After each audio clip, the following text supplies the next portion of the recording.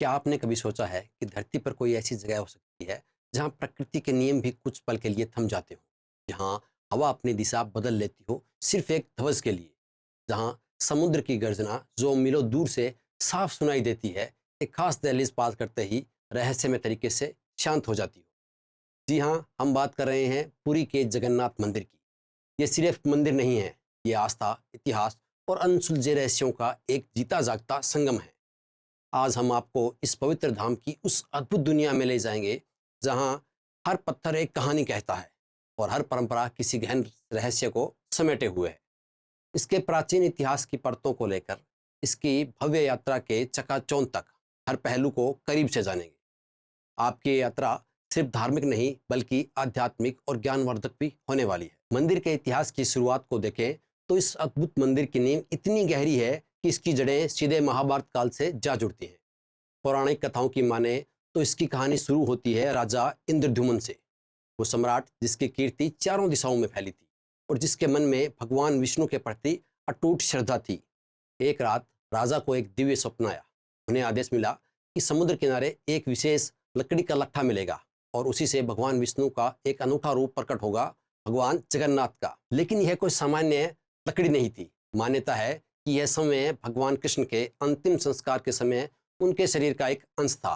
राजा इंद्रद्युम्न ने स्वप्न को ईश्वर का संकेत माना और उस दिव्य दारू यानी लकड़ी की खोज में निकल पड़े। और जब वह दारू मिल गया तो राजा ने उसी स्थान पर एक विशाल और भव्य मंदिर बनाने का संकल्प लिया, जिसे आज हम पुरी के नाम से जानते हैं। ये सिर्फ एक राजा की इच्छा नहीं थी बल्कि एक युग की आस्था का प्रतीक था। मगर समय के साथ यह मंदिर कई परिवर्तनों से भी गुजरा है।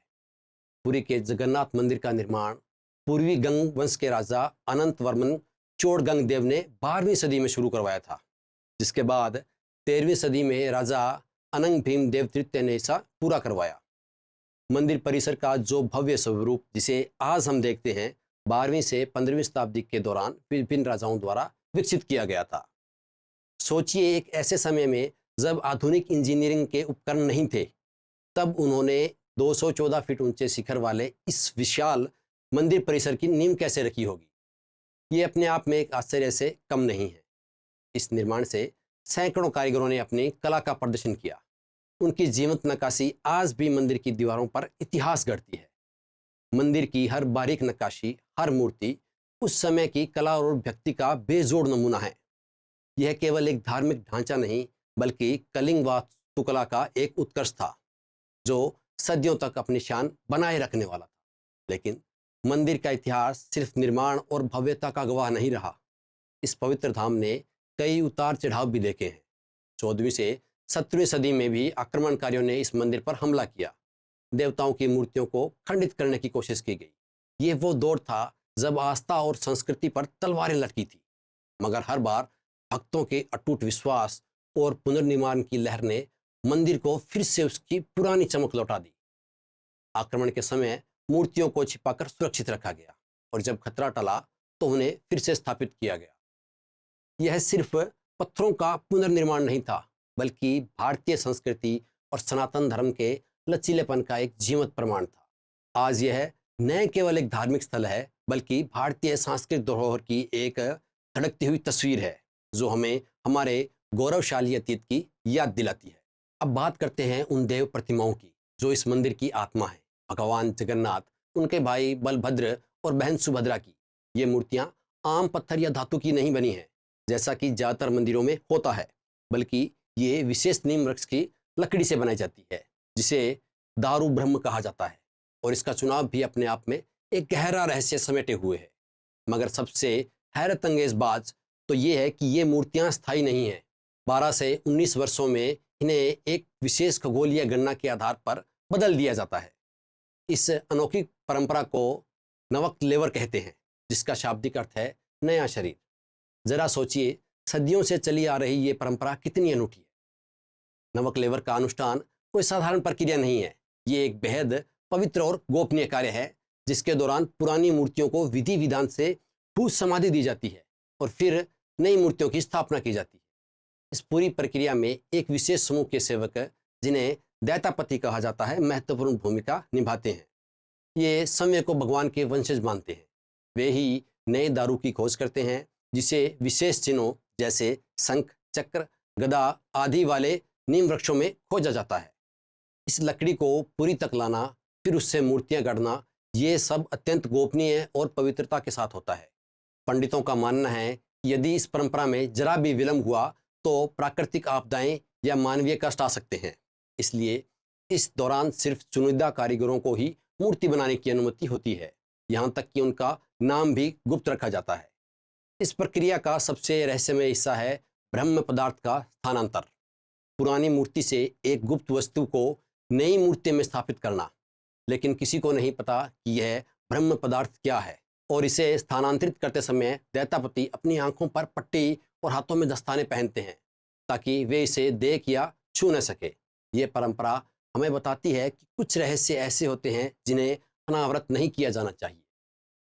मगर मूर्तियों की सबसे खास बात जो इसे सबसे अलग करती है कि ये कभी पूरी नहीं होती। भगवान जगन्नाथ के हाथ अर्धनिर्मित रहते हैं, उनकी अंगुलियां स्पष्ट नहीं होती, उनकी आंखें पूरी तरह उभरी नहीं होती, बल्कि बड़ी और गोल होती हैं। यह अधूरापन ही उनकी पहचान है। धार्मिक मान्यता है कि भगवान जगन्नाथ समय को पूर्ण रूप से प्रकट नहीं करना चाहते, क्योंकि वे सृष्टि के रचयिता हैं और उनका रूप मानव मन की कल्पना से परे है। एक कथा के अनुसार समय विश्वकर्मा बढ़ई के रूप में प्रकट हुए और इन मूर्तियों को बनाने का जिम्मा लिया था, लेकिन एक शर्त थी कि उन्हें 21 दिनों तक दरवाजों के पीछे काम करते वक्त कोई परेशान ना करे। पर 14वें दिन जब राजा ने अधीर होकर दरवाज़ा खोल दिया तो विश्वकर्मा ने काम अधूरा छोड़ दिया और गायब हो गए। ये अधूरापन ही हमें सिखाता है कि ईश्वर अनंत है, उन्हें किसी सांचे में नहीं ढाला जा सकता। ये मूर्तियाँ हमें याद दिलाती हैं कि पूर्णता सिर्फ ईश्वर में है और वो हमारी सीमित समझ से परे हैं। अब आते हैं उन अनसुलझे रहस्यों पर जो जगन्नाथ पुरी मंदिर को और भी चमत्कारी बनाते हैं।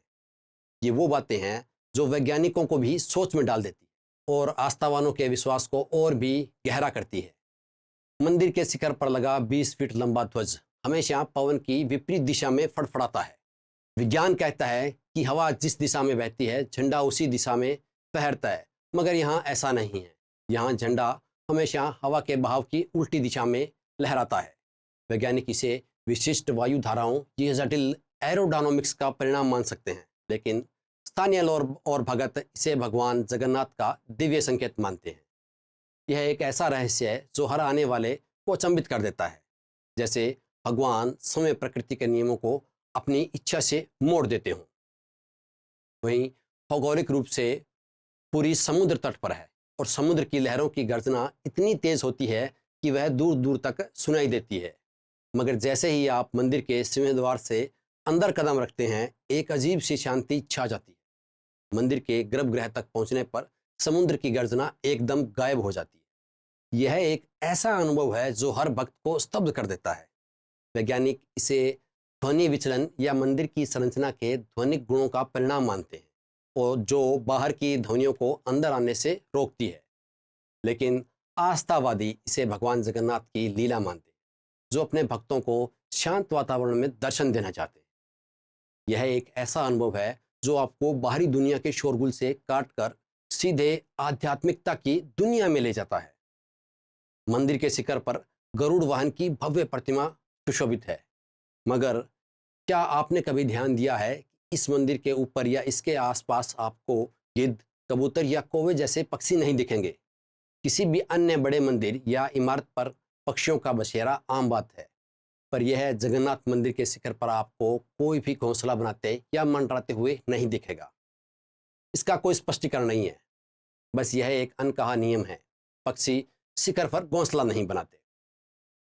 कुछ लोग इसे मंदिर के ऊपर किसी भी विमान के नए उड़ने से भी जोड़ते हैं, जिससे मंदिर के ऊपर का आसमान एक तरह से नो फ्लाई जोन बन जाता है, भले ही इसके लिए कोई आधिकारिक घोषणा ना होती हो। दोस्तों, जगन्नाथ मंदिर की रसोई दुनिया की सबसे बड़ी रसोई मानी जाती है। यहाँ हर दिन लाखों भक्तों के लिए प्रसाद बनता है।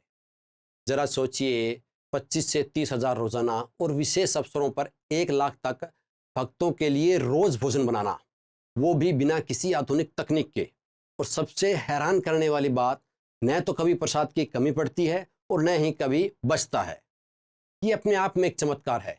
यहाँ खाना बनाने का तरीका भी अनूठा है। 7 बर्तन एक दूसरे पर सीधे चढ़ाए जाते हैं और हैरत की बात यह है कि नीचे वाले बर्तन का खाना सबसे पहले पकता है, फिर उसके ऊपर वाला और इसी क्रम में सबसे ऊपर वाला अंत में। विज्ञान कहें या आस्था, इसे अनल या अग्निक्रम कहा जाता है, जहाँ मात्र आग और मंत्रों से भोजन पकता है। ये रसोई सिर्फ खाना नहीं बनाती, ये तो लाखों लोगों की भूख और आस्था को एक साथ शांत करती है। भगवान जगन्नाथ को भोगी कहा जाता है, यानी वो भगवान जिन्हें भोजन अत्यंत प्रिय है। वे सिर्फ भक्तों के प्रेम से ही नहीं, बल्कि उनके द्वारा अर्पित किए गए भोजन से भी प्रसन्न होते हैं। यही कारण है कि मंदिर की रसोई सिर्फ एक रसोई नहीं, बल्कि एक दिव्य कारखाना है, जो दुनिया के सबसे बड़े रसोई घरों में गिनी जाती है। यहाँ 250 से अधिक चूल्हे और 600 से ज़्यादा कुशल कुक दिन रात काम करते हैं।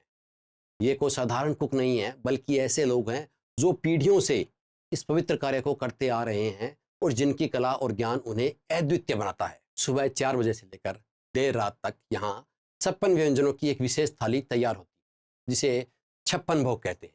इसमें खिचड़ी, साग, दही और नारियल पानी जैसे अनगिनत स्वादिष्ट व्यंजन शामिल होते हैं। हर व्यंजन को निष्ठा और पवित्रता से बनाया जाता है, बिना लहसुन प्याज के और बिना किसी बाहरी मिलावट के। ये सिर्फ भोजन नहीं है, ये तो भगवान को अर्पित किया गया शुद्ध प्रेम है। रसोई में मिट्टी के बर्तनों का उपयोग होता है और खाना सिर्फ लकड़ी की आग पर पकता है, जो इसे एक अनूठा स्वाद और पवित्रता प्रदान करता है। एक बार जब यह भोजन भगवान जगन्नाथ को भोग के रूप में अर्पित कर दिया जाता है, तो वही भोग महाप्रसाद बन जाता है। इस महाप्रसाद का महत्व इतना गहरा है कि इसे सिर्फ भोजन नहीं, बल्कि भगवान का आशीर्वाद माना जाता है। और सबसे खास बात यह है कि इसे खरीदा नहीं जाता, बल्कि बांटा जाता है। आप जितना चाहें दान कर दें, लेकिन प्रसाद का मूल्य शून्य है। ये एक ऐसी परंपरा है जो अमीर गरीब, ऊंच नीच के भेद मिटा देती है। इसी कारण पुरी की गलियों में आपको अन्न ब्राह्मण कहलाने वाले समय समय मिलेंगे, जो थाली भर कर महाप्रसाद देते हैं और आपका नाम भी नहीं पूछते। वे मानते हैं कि यह भगवान का प्रसाद है और इसे हर किसी तक पहुंचाना चाहिए। इस महाप्रसाद को ग्रहण करने से न सिर्फ शारीरिक तृप्ति मिलती है, बल्कि आध्यात्मिक शांति और पुण्य की भी प्राप्ति होती है। यह परंपरा हमें सिखाती है कि भोजन सिर्फ पेट भरने के लिए नहीं, बल्कि आत्मा को पोषित करने के लिए भी होता है। अगर आप इन रहस्यों, पौराणिक कथाओं और इस मंदिर के अद्भुत चमत्कारों को सुनकर रोमांचित हो रहे हैं, तो रुकिए मत। चैनल को अभी सब्सक्राइब कीजिए, क्योंकि आगे रथ यात्रा की भव्यता और उसके पीछे की विज्ञान आस्था की ड्यूल स्टोरी आपको वाकई चौंका देगी। ये सिर्फ एक त्यौहार नहीं, बल्कि एक जीवन शैली है, एक ऐसी ऊर्जा जो लाखों दिलों को जोड़ती है। आषाढ़ माह की द्वितीया आते ही पूरी की सड़कें भक्ति के रंगों में डूब जाती है। ये सिर्फ एक तारीख नहीं, बल्कि लाखों भक्तों के लिए एक महा उत्सव की शुरुआत है। पूरा शहर एक अद्भुत ऊर्जा से भर जाता है। हर तरफ जय जगन्नाथ के उद्घोष गूंजने लगते हैं। इस दिन के लिए तैयारियां महीनों पहले से शुरू हो जाती हैं, और ये तैयारियां भी अपने आप में एक कला और आस्था का संगम है। इस महोत्सव का केंद्र बिंदु होते हैं 3 विशाल रथ, जिनमें भगवान जगन्नाथ का रथ नंदीघोष, बलभद्र का तालध्वज और बहन सुभद्रा का देवदेलन या दर्पदलन। कल्पना करें, बिना किसी आधुनिक मशीनरी के, सिर्फ हाथों और पौराणिक औजारों से ऐसे भीमकाय रथों का निर्माण कैसे होता होगा। करीब 4000 लकड़ी के टुकड़े, 2 किलोमीटर लंबी मजबूत रस्सियां और 1000 से ज़्यादा कुशल कारीगर, जिसे महाराणा कहा जाता है, हफ्तों पहले से सैंडल, चमड़े और लोहे के नाखूनों से ये विशाल पहिए और रथ का ढांचा तैयार करते हैं। ये कारीगर अपनी कला और भक्ति के साथ पीढ़ियों से इस परंपरा को निभाते आ रहे हैं। ये रथ सिर्फ वाहन नहीं होते, ये तो भगवान के अस्थायी घर होते हैं, जिन्हें भक्त अपने हाथों से बनाते हैं। रथ यात्रा से पहले भी कई महत्वपूर्ण अनुष्ठान होते हैं, जो इस भव्य उत्सव की प्रस्तावना रचते हैं। ये पवित्र श्रृंखला शुरू होती है चंदन यात्रा से। 21 दिनों तक भगवान की देह पर सुगंधित चंदन का लेप लगाया जाता है, जिससे उन्हें गर्मी से राहत मिलती है। फिर आती है स्नान पूर्णिमा, जब भगवान जगन्नाथ, बलभद्र और सुभद्रा को 108 बाल्टी सुगंधित जल से स्नान कराया जाता है। इतनी भारी मात्रा में स्नान के बाद मान्यता है कि भगवान को ज्वर या बुखार आ जाता है। इस अवधि को अनासार कहते हैं, और इस दौरान भगवान 15 दिनों तक भक्तों को दर्शन नहीं देते। ये एक प्रतीकात्मक विश्राम काल होता है जब भगवान आराम करते हैं और औषधि ग्रहण करते हैं। इस दौरान पुजारी भी विश्राम करते हैं और यह 15 दिनों का अनासर काल भक्तों के लिए एक परीक्षा की घड़ी होती है जहां वे भगवान के दर्शन के लिए आतुर रहते हैं। और इस अवधि के बाद जब भगवान फिर से प्रकट होते हैं तो वह क्षण और भी अधिक भावुक और पवित्र हो जाता है। इस सब के बाद आखिरकार वो दिन आता है जिसका लाखों भक्त साल भर इंतजार करते हैं, यानी रथ यात्रा का दिन। सुबह 4 बजे से ही गुड़िंचा मंदिर की सड़कें धोई जाती हैं, फूलों से सजाई जाती हैं, जैसे कोई अपने प्रिय मेहमान के स्वागत की तैयारी कर रहा है। हवा में एक अलग ही ऊर्जा घुल जाती है, हर तरफ उत्साह और भक्ति का माहौल होता है। सुबह 8 बजे एक अत्यंत भावुक और गौरवशाली रस्म शुरू होती है, पंहाड़ी रस्म। इस दौरान पुजारी और दैतापति सेवक भगवान जगन्नाथ, बलभद्र और सुभद्रा की मूर्ति को बड़े ही सम्मान और सावधानी से अपने कंधों पर उठाकर मुख्य मंदिर से रथ तक जाते हैं। यह क्षण सबसे भावुक होता है। हजारों घंटे एक साथ बजते हैं, मृदंग की थाप, मनोहर शंख की ध्वनि और जय जगन्नाथ के नारों की गूंज से पूरा वातावरण दिव्य हो उठता है। भक्त इस दृश्य को देखकर भाव विभोर हो जाते हैं और भक्ति की लहर सबको झूमने पर मजबूर कर देती है। भगवान की धीमी लयबद्ध गति, जिसे पहाड़ी कहा जाता है, ऐसा लगता है जैसे समय भगवान अपने भक्तों से मिलने आ रहे हो। इसके बाद लगभग 11 बजे एक और महत्वपूर्ण रस्म होती है, चेरा पहरा। पुरी के राजा गजपति महाराज, जो समय को भगवान जगन्नाथ के प्रथम सेवक मानते हैं, स्वच्छ धोती, सफेद कुर्ता और गोल्डन ताज पहनकर सोने की झाड़ू से रथ के आगे झाड़ू लगाते हैं। यह परंपरा हमें एक बहुत गहरा संदेश देती है कि भगवान के सामने सभी बराबर हैं। भीड़ में कोई छोटा बड़ा नहीं, सब जगन्नाथ की सेना है जो अपने भगवान की सेवा में लगे हैं। यह दर्शाता है कि सत्ता और ऐश्वर्य भी आध्यात्मिकता के सामने झुकते हैं। दोपहर 2 बजे के आसपास वो पल आता है जिसका सबको इंतजार होता है, जब रथ चलते हैं। लाखों भगत जो देश विदेश से आए होते हैं रथों से बंधी मोटी मोटी रस्सियों को खींचते हैं। जब जगन्नाथ का नारा इस कदर गूंजता है कि पूरा आकाश भक्ति से भर जाता है।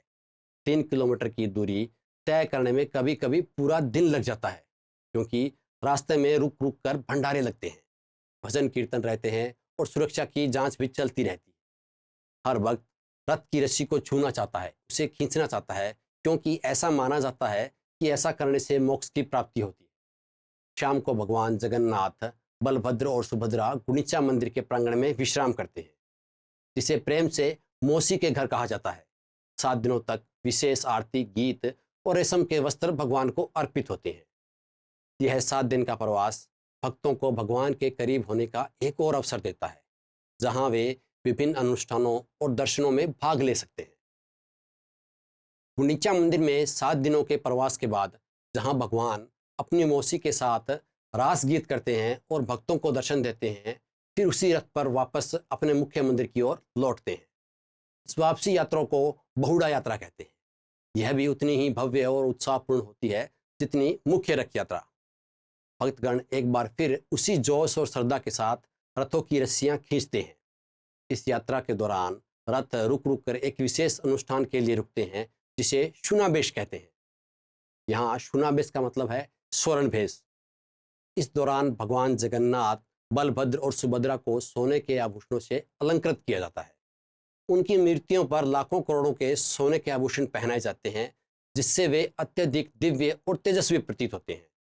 यह दृश्य इतना अद्भुत और मनमोहक होता है कि लाखों की भीड़ इसे देखने के लिए उमड़ पड़ती है। यह एक ऐसा दृश्य है जो आंखों में बस जाता है, भक्तों के मन में शांति भर देता है। बहुड़ा यात्रा के अंतिम दिन, जिसे नीलाद्रि विजय कहते हैं, भगवान मुख्य मंदिर में वापस प्रवेश करते हैं। इस दिन भी एक रोचक परंपरा निभाई जाती है। जब भगवान जगन्नाथ मंदिर के द्वार पर पहुंचते हैं तो देवी लक्ष्मी, जो मुख्य मंदिर में रहती हैं, उनके लिए द्वार बंद कर देती है। यह एक प्रतीकात्मक रूठने का खेल है, क्योंकि भगवान इतने दिनों तक अपनी बहन और भाई के साथ बाहर रहे। फिर जगन्नाथ देवी लक्ष्मी को मनाने के लिए रसगुल्ले का भोग लगाते हैं और अंततः द्वार खुलते हैं और भगवान अपने स्थायी निवास में वापस प्रवेश करते हैं। इस प्रकार साल भर की भक्ति का चक्र पूरा होता है। लोग मानते हैं कि रथ की रस्सी खींचना सिर्फ पुण्य नहीं बल्कि मोक्ष का सीधा टिकट है। यह यात्रा सिर्फ एक त्योहार नहीं बल्कि जीवन के चक्र, परिवर्तन और वापसी का एक गहरा आध्यात्मिक प्रतीक है। इस मंदिर और भगवान जगन्नाथ से जुड़ी कई प्राचीन भविष्यवाणियां भी जो हमें सोच में डाल देती हैं। स्कंद पुराण और भविष्य मलिका जैसे प्राचीन ग्रंथों में उल्लेख है कि कलयुग के अंत में जगन्नाथ मंदिर ही वह स्थान होगा जहां भगवान विष्णु की अंतिम लीला प्रकट होगी। ये भविष्यवाणियां हमें एक गहरे आध्यात्मिक सत्य की ओर इशारा करती हैं। पाठ कहता है, जब समुद्र की लहरें चारों कोणों से पुरी तक आएंगी और चक्र समय चमकने लगेगा, तब जगन्नाथ रथ बिना रस्सी के समय चलेगा। समुद्र का पुरी तक आना, चक्र का चमकना और रथ का अपने आप चलना, ये बातें हमें एक विशाल परिवर्तन की ओर इशारा करती हैं। क्या यह कोई प्रतीक है जलवायु परिवर्तन का, जो समुद्र के बढ़ते जल स्तर की चेतावनी दे रहा है, या यह आध्यात्मिक उत्थान का संकेत है जहां ईश्वर समय अपनी उपस्थिति का प्रमाण देंगे? हम नहीं जानते, लेकिन हर वर्ष रथ यात्रा के समय रथ के शिखर पर लगे चक्राभिषेक को विशेष रूप से चमकाया जाता है, जैसे कि ये भविष्यवाणी की याद दिलाने वाला एक शाश्वत प्रतीक हो। ये भविष्यवाणी हमें अपने आसपास के बदलावों और अपनी आध्यात्मिक यात्रा पर विचार करने के लिए प्रेरित करती है, और हमें यह याद दिलाती है कि कुछ चीज़ें हमारी समझ से परे हैं और उनमें एक दिव्य योजना निहित है। अगर आप भी इस अद्भुत रथ यात्रा में शामिल होने का सपना देखते हैं या मंदिर की पवित्रता से जुड़ना चाहते हैं, तो टिप्पणी में लिखे जय जगन्नाथ और हमें बताइए कि आप किस शहर से दर्शन करने आएंगे। आपकी भावनाएं हमारे लिए बहुत मायने रखती हैं। और हाँ, इस वीडियो को अपने दोस्तों, परिवार और सभी जानने वालों के साथ शेयर ज़रूर करें, ताकि और लोगों को पता चले कि भारत की सबसे बड़ी रथ यात्रा सिर्फ एक धार्मिक आयोजन नहीं बल्कि एक जीवंत संस्कृति है, एक ऐसा अनुभव है जो जीवन बदल देता है। दोस्तों, आज हमने एक अविस्मरणीय यात्रा की। हमने देखा इतिहास जहां राजा इंद्रदुमन से लेकर लुटेरे आक्रमणकारियों तक सबने इस मंदिर को प्रभावित करने की कोशिश की, लेकिन जगन्नाथ की लीला अटल रही। हर बाधा के बाद और भी प्रगाढ़ होती गई। हमने जाना वे अनसुलझे रहस्य जो वैज्ञानिकों को भी झकझोर देते हैं, वो अद्भुत रसोई जो लाखों पेट भर देती है और जहाँ प्रसाद कभी कम नहीं पड़ता। और हमने महसूस किया रथ यात्रा जो सिर्फ एक उत्सव नहीं बल्कि भक्ति की एक जीवंत लहर है, एक ऐसा महासमुद्र जहाँ हर वक्त मोक्ष की तलाश में गोते लगाता है। यह मंदिर, यह यात्रा, यह सब हमें सिखाता है कि आस्था और विज्ञान, इतिहास और रहस्य, ये सब एक साथ कैसे रह सकते हैं। अगली बार जब आप सोचें कि भारत में कुछ अनदेखा और अविश्वसनीय देखना है, तो पूरी की रथ यात्रा आपका इंतजार कर रही है, जो सिर्फ एक यात्रा नहीं बल्कि एक अनुभव है जो आपकी आत्मा को छू जाएगा। तो मिलते हैं अगले वीडियो में किसी नए चमत्कार के साथ। तब तक के लिए जय जगन्नाथ, जय सनातन।